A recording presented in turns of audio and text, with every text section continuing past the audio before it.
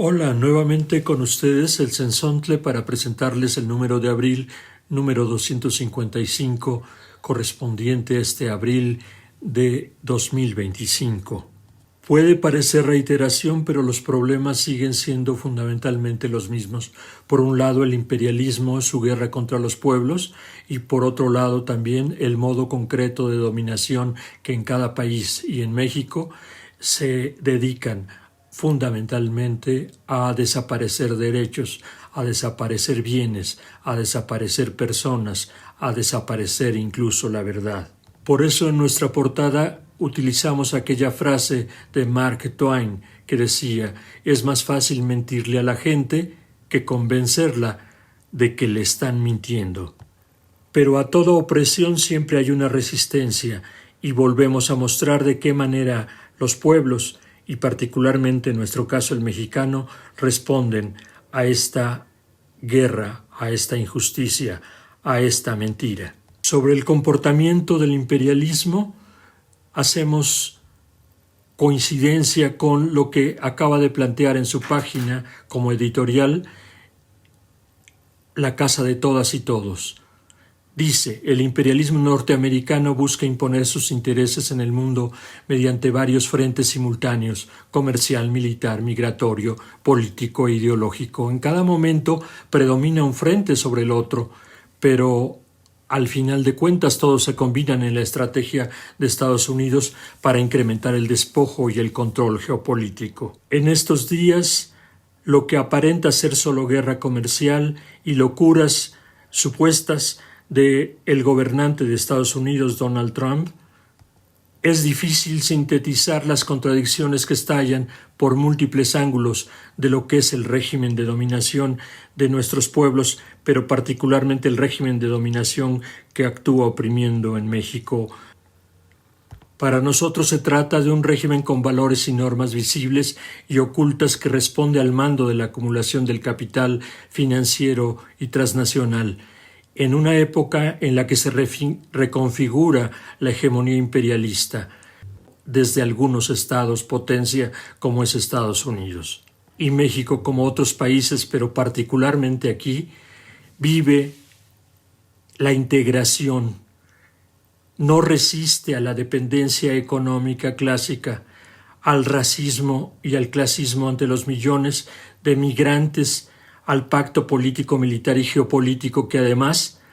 tiene entre sus ramas una conducta de ser parte del negocio transnacional que se reordena continuamente, tanto en las drogas, las armas, como en el lavado de dinero que los mismos capitales financieros conducen. Pero para imponer ese orden mundial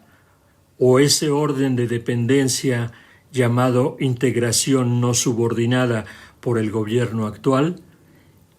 se utiliza una propuesta para crear dependencia y clientelismo popular hacia banderas que no son las nuestras: el Tratado México, Estados Unidos y Canadá, TEMEC, o un Plan México para el salvamento de las ganancias de exportadores, de importadores, de gente que especula, de los dueños de las grandes industrias, los gigantes del comercio y de los bancos. En suma, ese capital financiero criollo e internacional que domina la economía y también el poder político. Se llenan las plazas, es cierto, esperando una respuesta que realmente tenga que ver con el bienestar de la población que tanto se habla en los discursos. Y ahora que se puede decir que podríamos haber estado peor y que México relativamente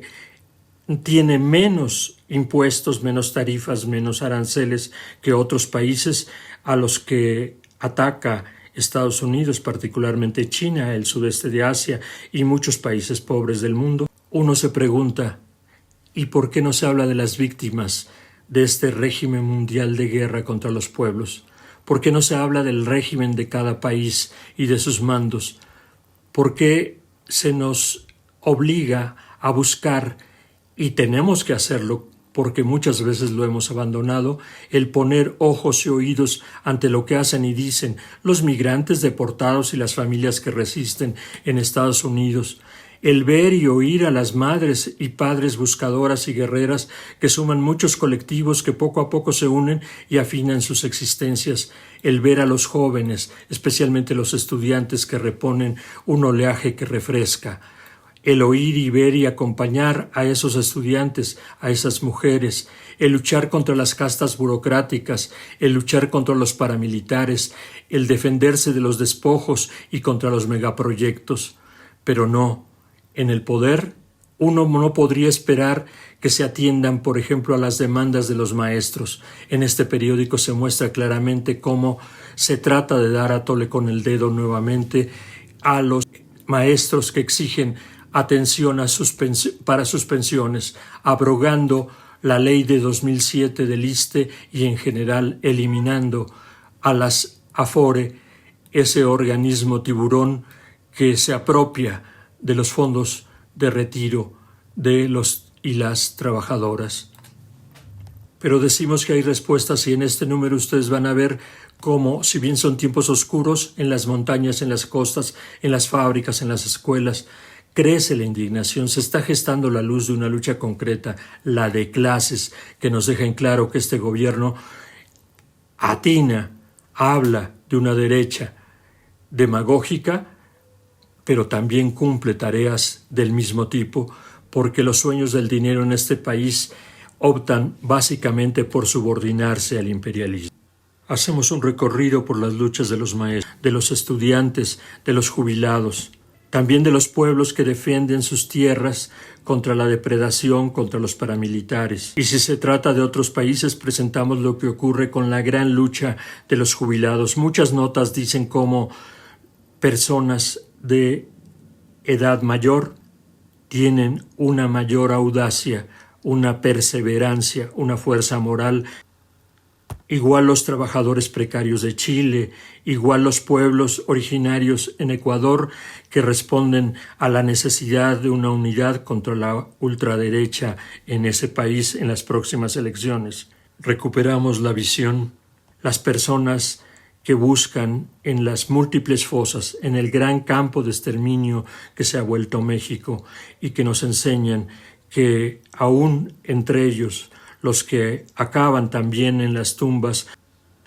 ellos están ahí presentes gritando, como dice nuestro periódico en la portada,